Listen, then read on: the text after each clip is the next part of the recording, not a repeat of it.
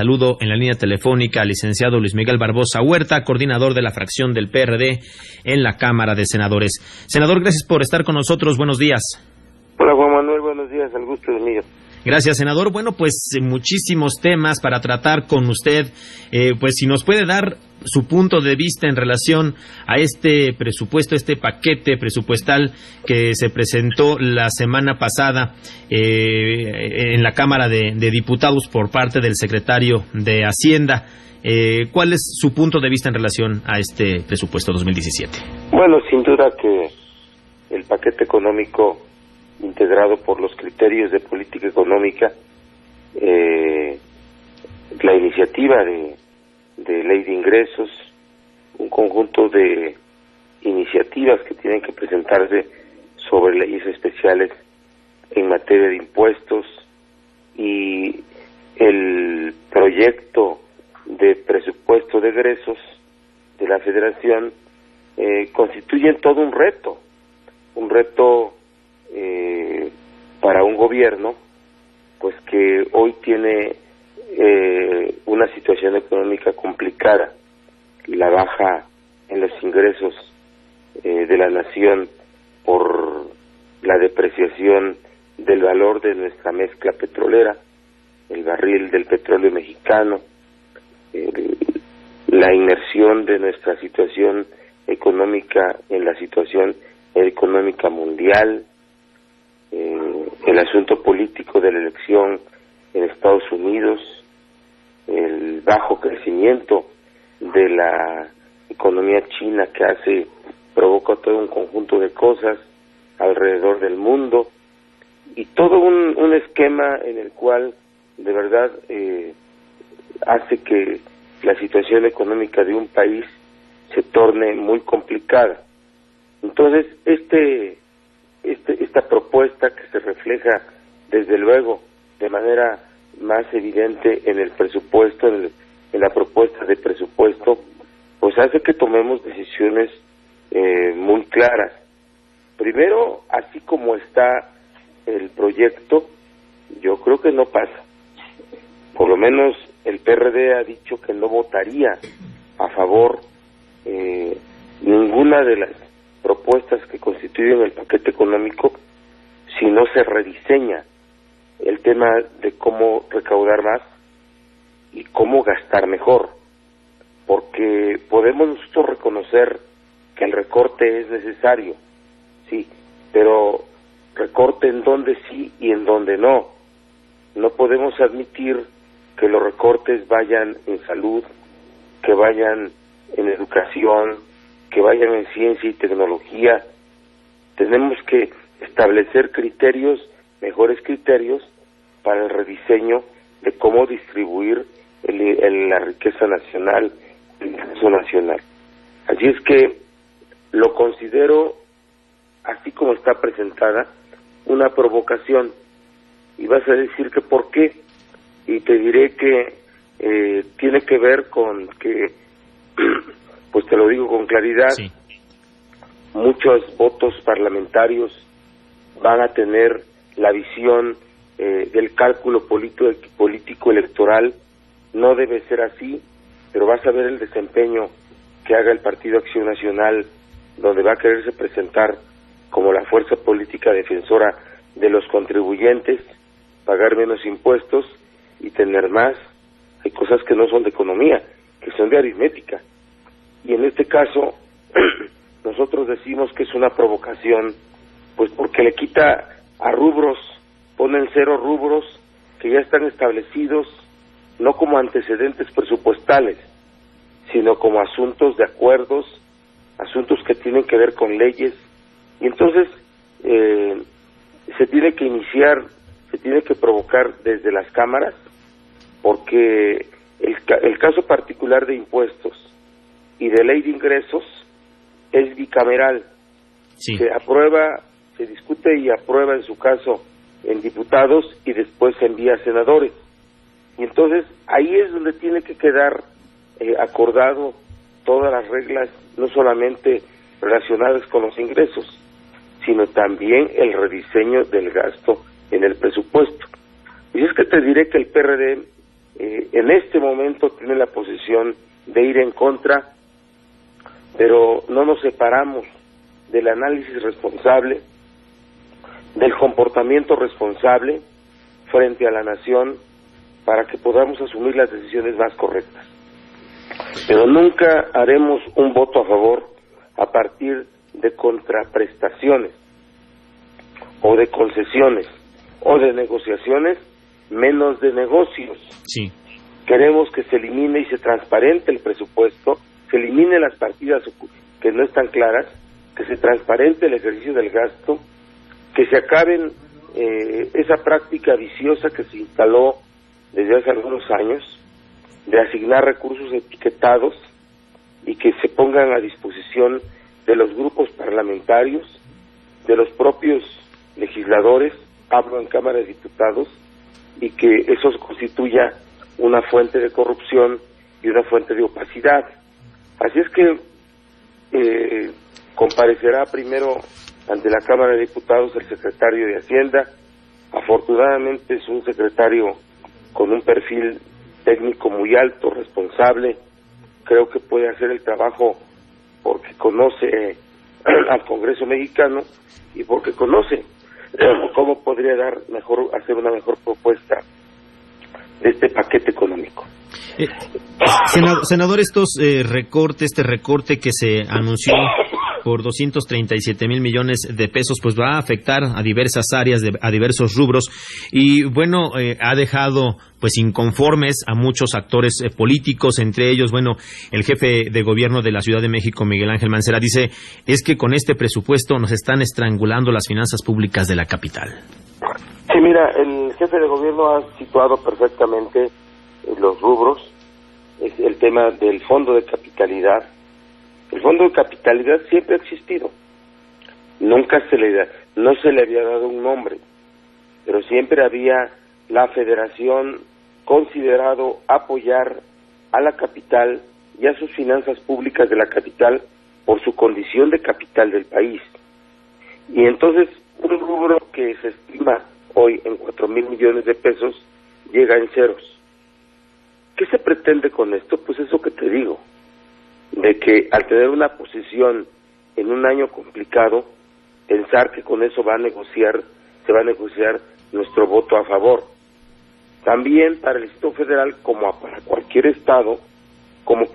estado, se establecen partidas relacionadas con obras de infraestructura importantes. Bueno, ninguna para la capital. Y sí, en cambio, hay una distribución que sube las entregas que se hacen a los estados de la República, a las entidades. O sea, tiene orientaciones, y desde luego por eso en el caso del Distrito Federal, lo decimos con claridad, tiene que modificarse. Yo por eso hablo de que es una provocación en el sentido de decir, a ver, ahí tienen una propuesta en ceros, ¿qué quieren? ¿Votar en contra? La votamos en contra, la tienen que votar a favor, pero no es el método político correcto. Por eso sí hablo que en este caso el doctor Meade sí tiene formas, procedimientos para que alcancemos una negociación política responsable frente a la nación, no responsable frente a una entidad federativa, menos responsable frente a intereses, no.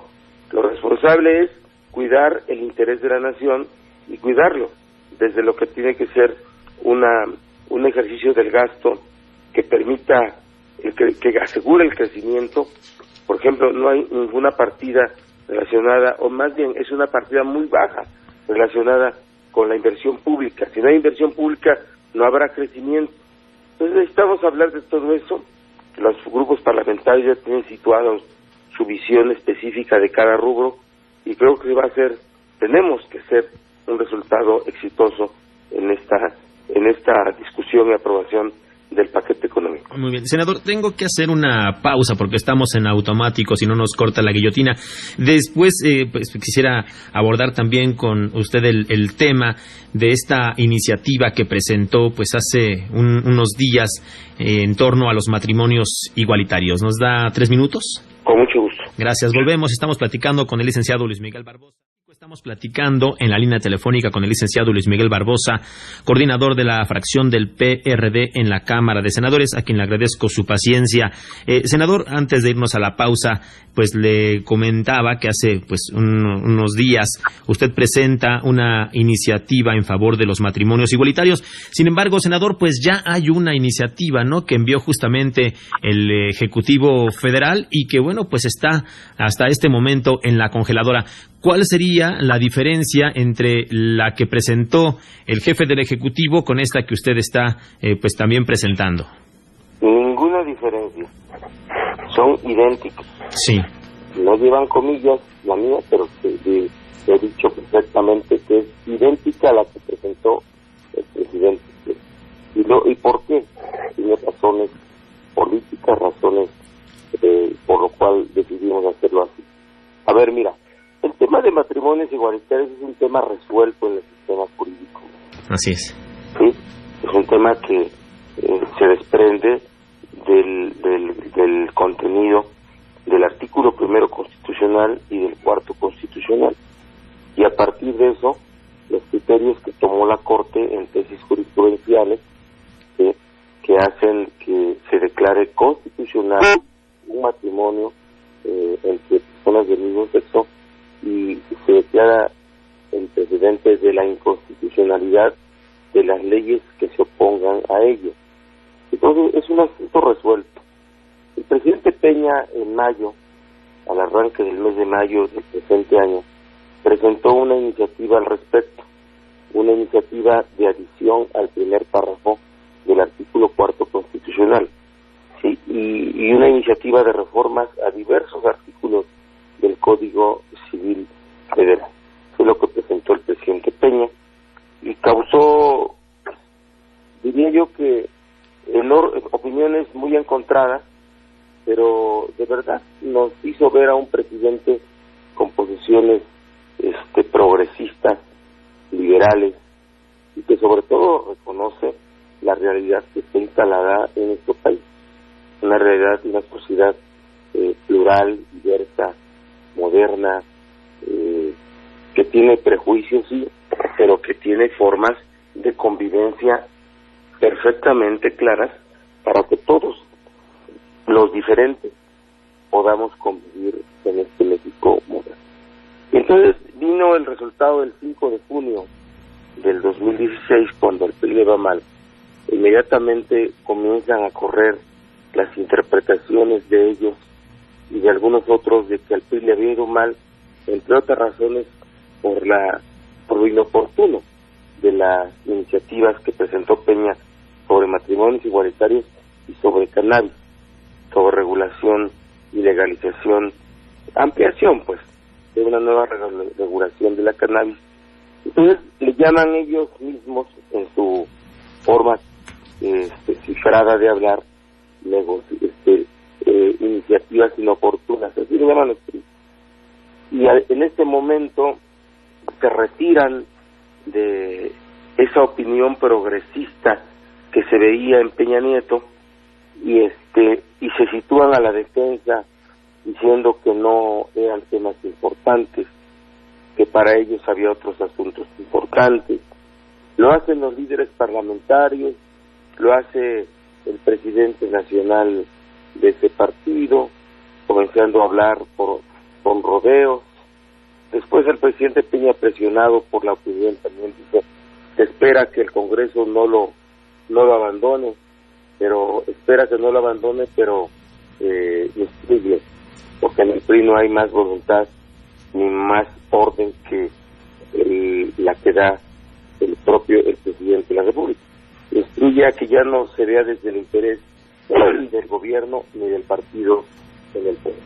Eso me hizo a mi grupo parlamentario, tomar una decisión. Hay que mantener el tema. Hay que mantener el interés en el tema de un asunto tan complicado, tan controvertido, ¿sí? Dejando claro que este tema está resuelto.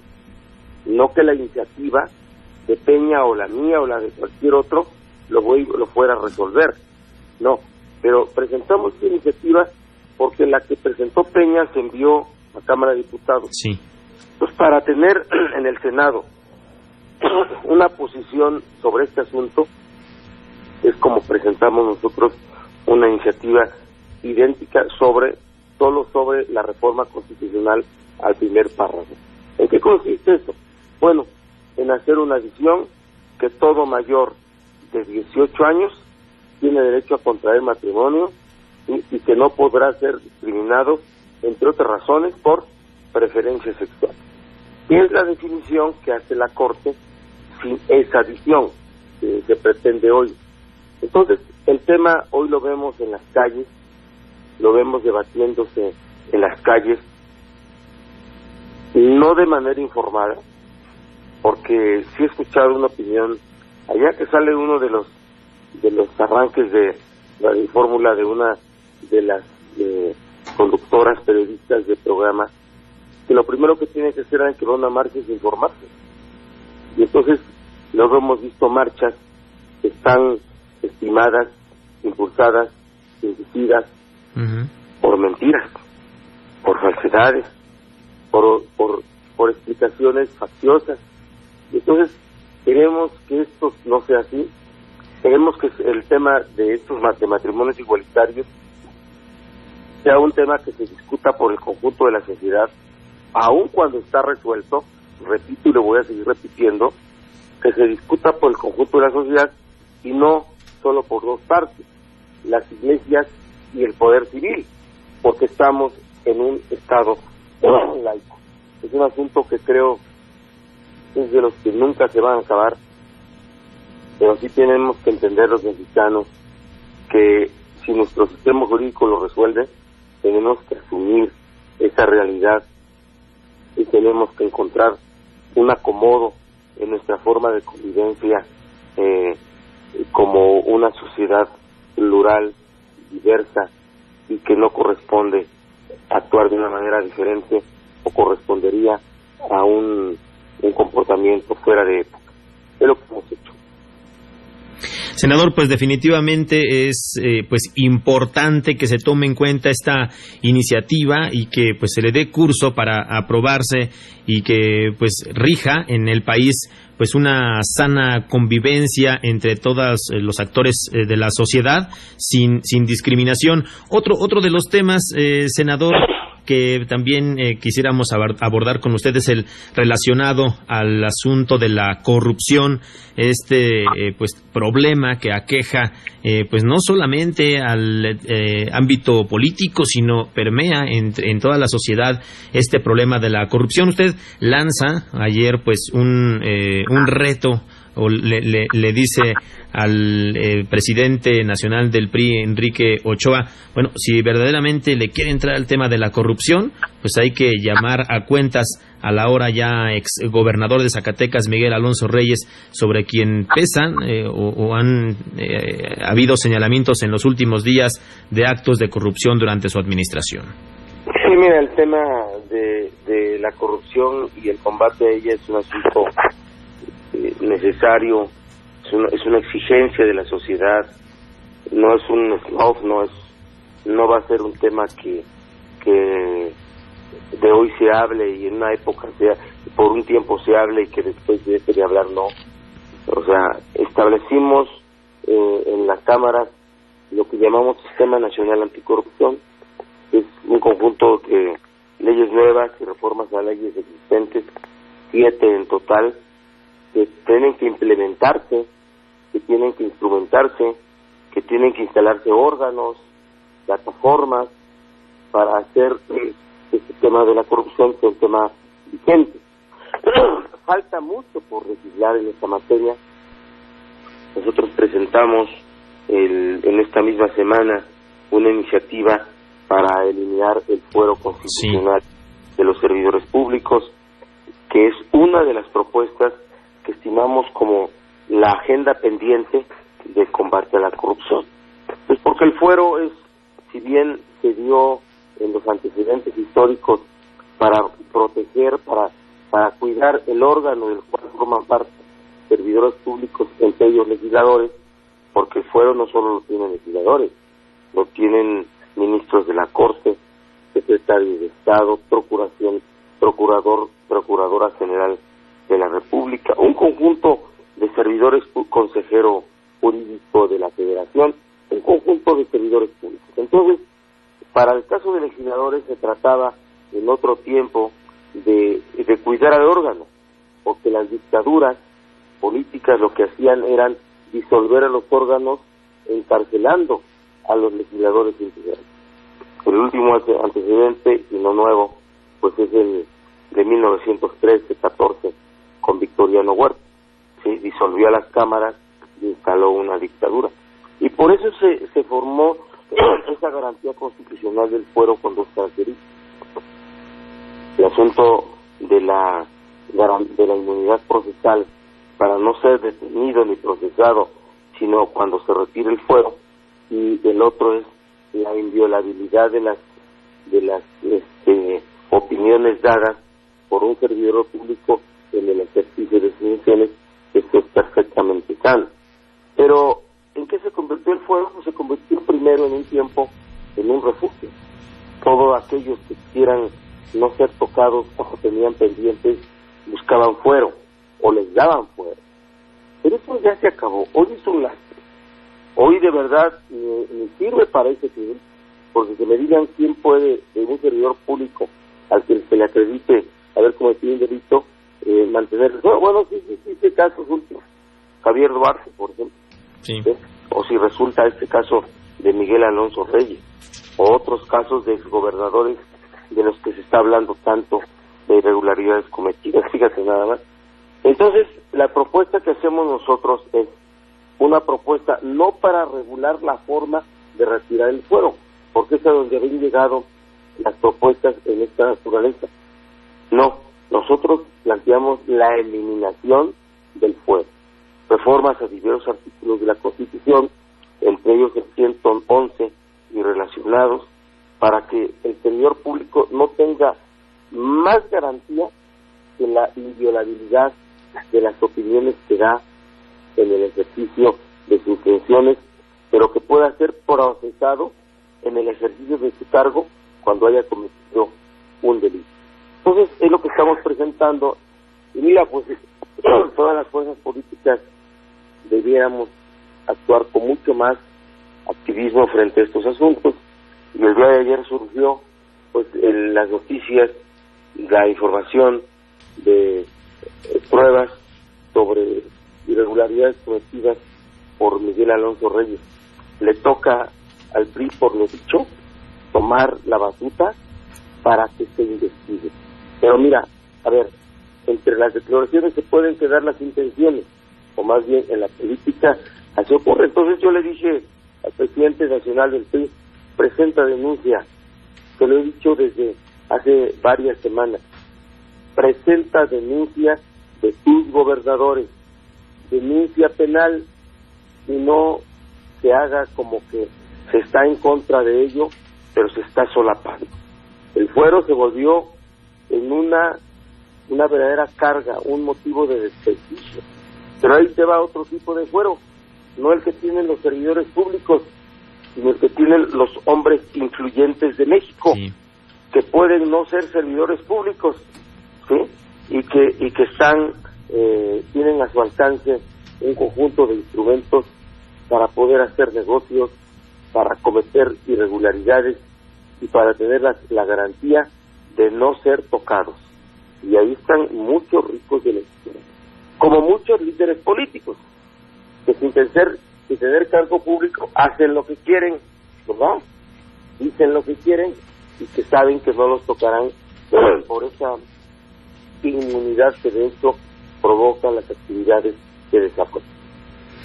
Muy bien, senador, pues le agradezco mucho que nos haya tomado la llamada esta mañana, temas muy importantes y también algunos otros que se quedan en el tintero, pero bueno, nos pasaríamos prácticamente la totalidad de este programa platicando con usted. Le agradezco mucho que nos haya tomado la llamada, senador.